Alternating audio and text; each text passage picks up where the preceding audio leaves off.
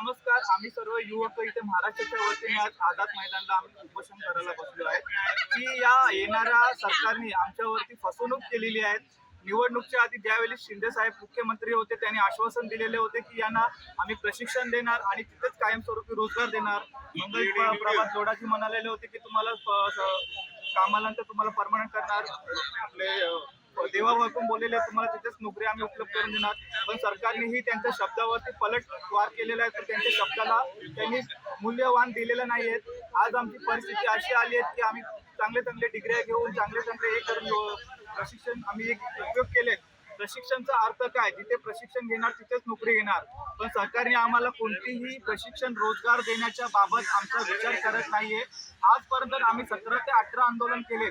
17-18 आंदोलनमध्ये शासनाने एकही आमचे दखल घेतले नाहीत.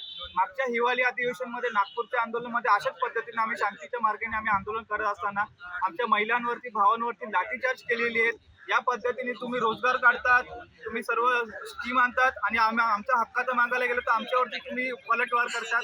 आणि ह्या युवक सर्व सरकारची नाराजगी आहे, सरकारची नाराजगी दाखवलेली आहेत. पण आम्हाला एवढ्याच अपेक्षा आहेत की सरकारने आम्हाला जे बोललेले शब्द ते पाळलेले शब्द ते पूर्ण करा की आम्हाला हे आझाद मैदान सोडण्यासाठी आम्ही इथे सक्षम आहे. जोपर्यंत आमचा न्याय लागणार नाही तोपर्यंत इथे आज आम्ही आझाद मैदान सोडणार नाही. याच मागणीवरती आज आम्ही सर्व युवक पूर्ण महाराष्ट्राच्या वतीने आज इथे आम्ही सर्व उपस्थित आहे.